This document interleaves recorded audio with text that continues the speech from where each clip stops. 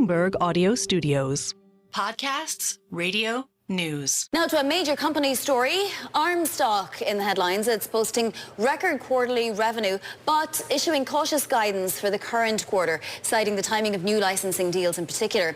Meanwhile, the Trump administration plans to roll back Biden-era AI chip curbs with a new export control framework in the works, and that may impact things too. So joining us now to discuss it all is ARM CEO Rene Haas, along with Bloomberg Tech co-host Carolyn Hyde. Carolyn. Thank you, Vonnie. And Rene, it's always wonderful to welcome you to Bloomberg Television. And let's just dwell on your numbers, because revenue's strong, up 34% for your fiscal fourth quarter. We saw more than $1 billion being brought in, and indeed a profit beat. But investors taken with what seems to be this cautious outlook.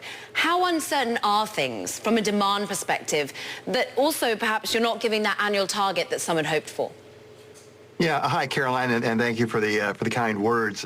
Yes, we just came off an amazing end of our fiscal year, the first $1 billion quarter, which was a record.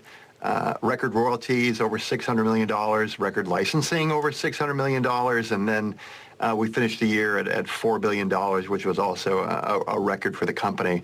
For Q1, we're looking at very good royalty growth, actually, Caroline. We're projecting anywhere between 25 to 30%. On the licensing side, I think, as you know, the deals can be a little bit lumpy. So as a result of looking forward in terms of whether deals close in the June or July timeframe, we decided to be cautious and give the outlook that we did just based upon licensing. But the overall health of the business is really, really good. We have obviously coming off a great quarter, and we have really good visibility into the current quarter on royalties. The reason we chose not to give the yearly guidance, I think, as you know now, vast majority of our business is increasingly royalties, and that really comes from people who make either the end chip or the end equipment. And that in the next 2 to 3 quarters is a little hard to predict. And in fact, we're not seeing that guidance coming from our partners. So as a result, given that their visibility isn't as strong as it usually is around that, we decided not to go forward and give guidance beyond just this first quarter. And just for the people who always need to be reminded of the business model, you are designing, ultimately, people then are licensing, using these designs. You are not directly impacted by tariffs, but of course the people that make the smartphones eventually might be. Are you hearing anything about a worry on demand in the future? Are you thinking that we will see a downward trajectory for some of the electronics parts that you've diversified the business into?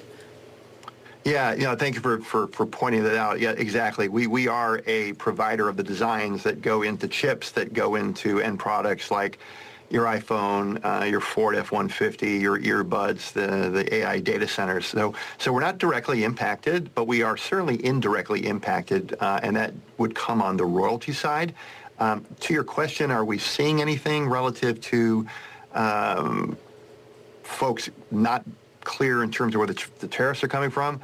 What we're seeing is kind of a lack of clarity as opposed to any one indicator or the other. So that's what's really driving it. It's just the lack of visibility that our end partners have.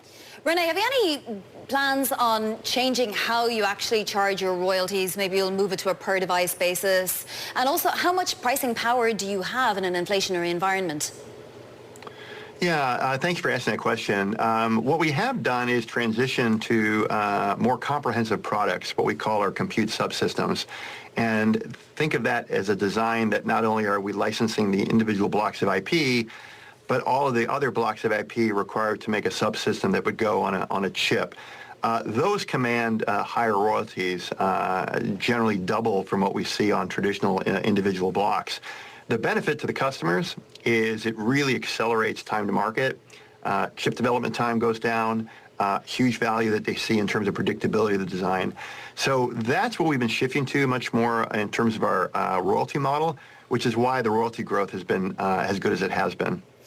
I'm really interested in the AI data center part, because this has been a real area of focus, of growth, and I'm interested in the momentum that you're seeing and how resilient it is. You're talking about uncertainty when it comes to smartphones and electronics in the future. Has there been any signal of uncertainty on spending on AI infrastructure?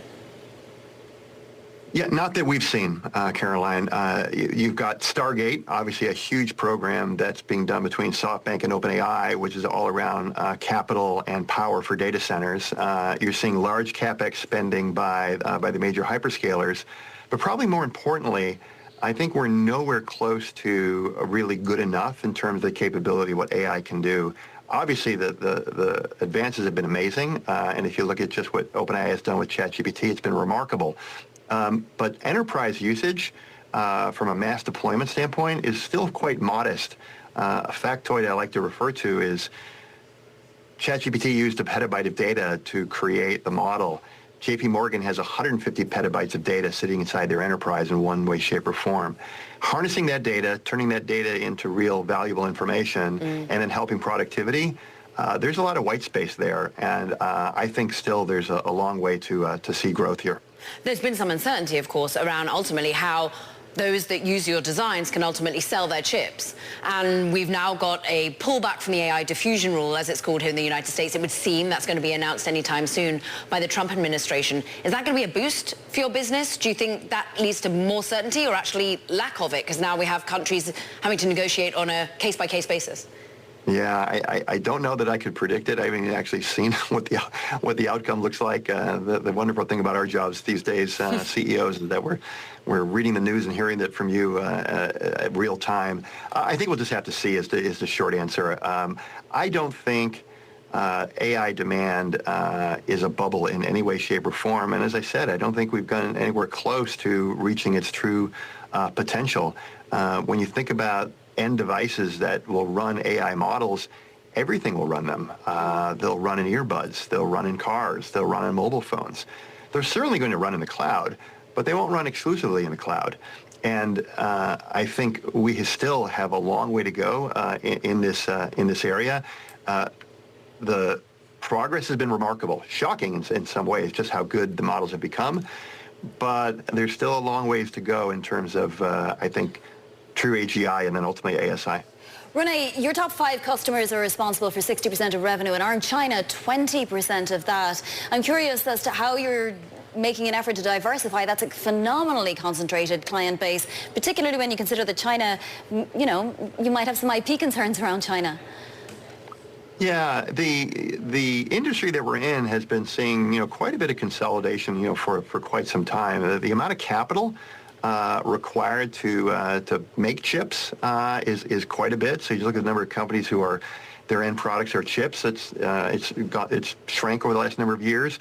And at the same time, you've got large hyperscalers, the Microsofts, the Metas, the Googles, the Amazons, that there's not many people who have that capital.